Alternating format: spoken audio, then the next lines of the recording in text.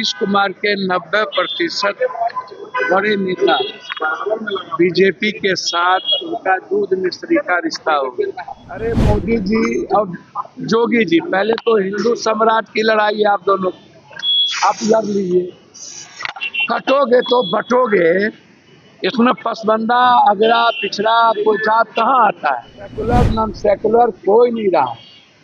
सियासत और सत्ता के लिए सब पागल है, और ये वक्त बिल कोड भी सियासत का है कि तकदीर बदलेगी, उम्मीद बढ़े। मतलब पहले था मोदी है तो मुमकिन है, अब वक्त पे जमीन से ही मुमकिन है, मोदी से मुमकिन नहीं है। नमस्कार, आप है न्यूज़ फॉर नेशन पर मैं आपके साथ अफजल सिंह। वक्फ संशोधन जो बिल है वो दोनों सदनों में पास हो गया है, लोकसभा और राज्यसभा में। तो वहीं बात करें तो अब इसको लेकर कहीं ना कहीं सियासत है वो हो रही है, जहां विपक्ष है वो एनडीए पर हमलावर नजर आ रहे हैं। तो वहीं जब सवाल किया गया पूर्णिया से निर्दलीय सांसद पप्पू यादव से पटना एयरपोर्ट पर कि मुख्यमंत्री नीतीश कुमार इस पर चुप्पी साधे हुए हैं, तो उन्होंने साफ तौर पर कहा है कि देखिए उनके अपने ही लोग हैं, उन पर खंजर भोंक दिया है। और वहीं जिस तरह से जदयू के कई ऐसे मुसलमान नेता हैं वो छोड़ के जा रहे हैं, उसको लेकर भी क्या कुछ कहते हुए नजर आ रहे हैं पप्पू यादव। पहले सुनिए उनकी बातों को। राज्यसभा में वक्त बिल पास हो गया है, सेक्युलर पार्टियां अपने आप को कहती है कि उन्होंने भी वोट किया है इसके पर। अरे भैया, और पत्रकारें लोग सेकुलर नॉन सेकुलर तय कीजिएगा। हाँ, हम तो कह ही दिए हैं कि नीतीश कुमार के 90% बड़े नेता बीजेपी के साथ उनका दूध मिश्री का रिश्ता हो गया। तो समय आपको बताएगा। ये जो बीजेपी की मानसिकता है मंडल विरोधी है। जब मंडल की लड़ाई हो रही थी तो बीजेपी ने कमंडल ले आकर के हजारों लोगों को मरवा दी। बीजेपी की मानसिकता, इनके जो गुरु गोलवरकर है उनकी किताब में लिखी हुई है, जो दूसरे धर्म के लोग हैं, क्रिश्चियन, बौद्ध, सिख, सबको हिंदू होना पड़ेगा। सबसे पहले क्रिश्चियन पर इन्होंने हमला किया, उनके धर्मांत। उससे पहले बौद्ध धर्म पर हमला किया। तो जो लोग बात करते हैं इस्लाम तो बहुत बाद में आया। और वक्फ बिल का जो सवाल है, ये कोई एक दिन की बात नहीं। नोटबंदी के समय में भी लोगों ने कहा कि मुसलमान सूद ब्याज नहीं लेते हैं, बैंक में जमा पैसा नहीं करता। यदि नोटबंदी कर दीजिएगा तो मुसलमान का पैसे सब खत्म हो जाएगा। भैया, मुसलमान का तो पैसा खत्म नहीं हुआ, 140 हिंदू मर गए। आप उठा के देख लीजिए, एक भी मुसलमान नहीं मरा। जीएसटी की स्थिति आप उठा के देखिए। भैया, इनकी मानसिकता कोई नया नहीं ना है।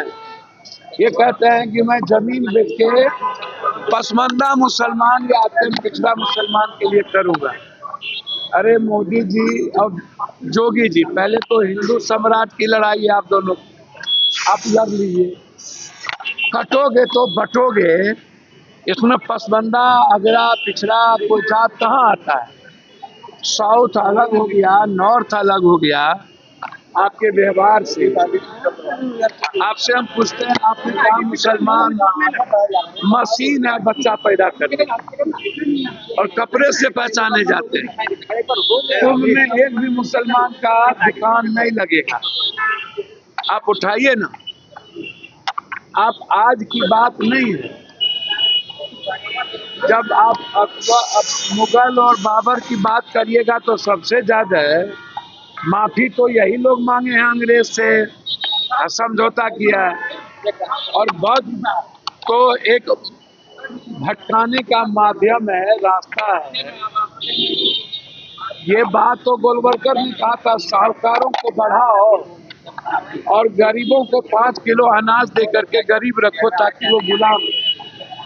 तो इनकी मानसिकता ही आरएसएस की गुलाम करने की है, हर जाति के धर्म को गरीब।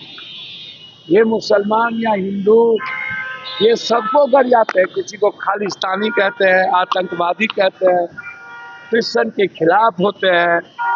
बौद्ध के खिलाफ तो पहले से ही बौद्ध को किसने भारत से भगा दिया? क्यों बौद्ध धर्म आए? तो जो लोग फालतू फालतू बात करते हैं कि पास हो गया तो ऐसा हो गया, भैया बहुमत के आतंक पर किसी चीज को आप कितना दिन दबाइएगा? फिर जब कोई नई सरकार आएगा तो अमेंडमेंट करेगा कहीं ना कहीं किसी न किसी चीज। और अभी सुप्रीम कोर्ट भी लोग गए हैं। जब संविधान की व्याख्या करनी होगी तो सर्वोच्च न्यायालय ही ना करेंगे।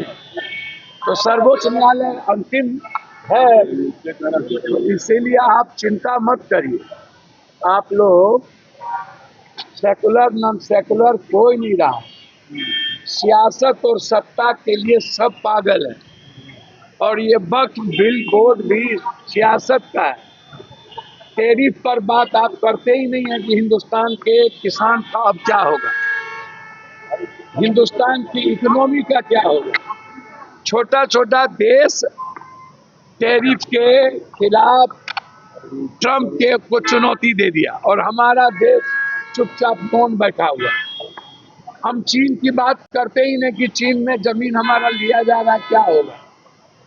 हम बात करते ही नहीं हैं कि पूजा का सामान महंगा हो गया और फल सब्जी उस पर, कि पूजा जब आता है तो सामान महंगा क्यों हो जाता है, पूजा करने वाला बर्तन महंगा क्यों हो जाता है।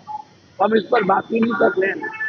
हम डॉलर पे बात ही नहीं करते हैं, हम रुपया पे बात ही नहीं करते हैं, हम शेयर मार्केट पर बात ही नहीं करते हैं, हम महंगाई पे बात ही नहीं करते हैं। हमेशा हिंदू मुसलमान जात पात उसको गरियाओ, क्या फायदा यार। एकदम हिंदुस्तान बेरोजगारी के लिए बात होनी चाहिए, गरीबी के लिए बात होनी चाहिए। ये आप लोग, अच्छा आप लोग जानते हो वक्त को, क्या जानते हो वक्त? हाँ, वक्त जमीन किसकी थी या किसकी नहीं थी? जिस किसी ने भी जमीन दान दिया और वो किसी मुसलमान के नाम से नहीं है, वो किसी अल्लाह ईश्वर के नाम से मंदिर मस्जिद गुरुद्वारा कब्रिस्तान शमशान हो गया। और वो जमीन अब क्या कहते हैं ये लोग कि तकदीर बदलेगी, उम्मीद बढ़े। मतलब पहले था मोदी है तो मुमकिन है, अब वक्त पे जमीन से ही मुमकिन है, मोदी से मुमकिन नहीं है। मोदी जी ने कहा था 15 लाख रुपया, वो भी गायब। नोटबंदी, वो भी गायब। जाली नोट, वो भी गायब। जीएसटी, वो भी गायब। भैया मोदी जी का याद करिए ना, पाकिस्तान खत्म कर देंगे, वो भी गायब। पुलवामा के बाद वो भी गायब। कब्रिस्तान, शमशान, ईद, बकरी, जिन्ना, पाकिस्तान, एनआरसी, तलाक, बात, बाप रे बाप, 24 घंटा डाइवर्ट, कोई फायदा नहीं। मंत्री की छुट्टी कोई फायदा। मुख्यमंत्री जी के पीठ में उनके नेता लोगों ने खंजर भोग दिया और मुख्यमंत्री जी का जो सेकुलर और वैचारिक पर्सनैलिटी है वो अकेला थकेला कर दिए। बीजेपी ने अपना अंतिम शस्त्र फेंक कर नीतीश कुमार की विचारधारा पर हमला किया है और चुनाव के अंतिम दिन जनता दल को खत्म करने की तैयारी। इनके 90% नेता तो मिल गए बीजेपी में। धन्यवाद। जेडीयू में नेता लोग पार्टी छोड़ रहे हैं, मुसलमान छोड़िए ना, जिस तरह आरक्षण पर हमला है, ईबीसी पर हमला, नीतीश जी का मतलब ईबीसी, और उसी का रेस्पेक्ट खत्म हो रहा है नीतीश जी को खत्म करके।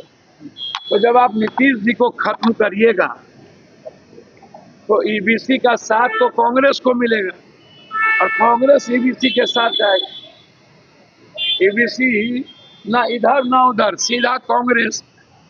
तो नीतीश कुमार जी को खत्म करने की पूरी साजिश है। अकेला नीतीश कुमार सेकुलर या ईबीसी के विचार वाले लोग बचे हैं। उनके जितने बड़े नेता हैं वो शुरू से ही नीतीश कुमार के विचारधारा के नहीं थे, वो बीजेपी विचारधारा। मुख्यमंत्री जी को खत्म करने के बाद राजेश राम बिहार कांग्रेस के अध्यक्ष बने राजेश राम, अब उनको मुख्यमंत्री बनाने के लिए कांग्रेस के लोग कह रहे हैं उनको मुख्यमंत्री बनाए। क्या दिक्कत है? दलित को मुख्यमंत्री नहीं होना चाहिए, अच्छी बात है। खाली ओबीसी में मुख्यमंत्री होगा, ईबीसी और दलित में नहीं होगा। सामने करना ही चाहिए। दलित में तो प्रधानमंत्री भी होना चाहिए। हम तो चाहते हैं 27% दलित एसटी एससी है, तो बनाइए देश का प्रधानमंत्री, बनाइए एक और मुख्यमंत्री। 2 एसटी है ना, तो दलित को भी दीजिए। हम भी चाहते हैं मुख्यमंत्री सर, हम चाहते हैं राजेश राम बन जाए जल्दी से मुख्यमंत्री। तो आपने सुना साफ तौर पर पप्पू यादव किस तरह से वक्फ संशोधन बिल को लेकर किस तरह से भड़कते हुए नजर आ रहे हैं, और साफ तौर पर विपक्ष पर भी और कहीं ना कहीं एनडीए सरकार पर बरसते हुए नजर आ रहे हैं। और उन्होंने साफ तौर पर कहा है कि देखिए, पहले एनडीए के लोग कहते थे मोदी है तो मुमकिन है, अब कहते हैं वक्फ का जो जमीन है तभी मुमकिन है। यानी कि पप्पू यादव हैं वो एनडीए पर बरसते हुए नजर आ रहे थे। तमाम कर न्यूज़ के साथ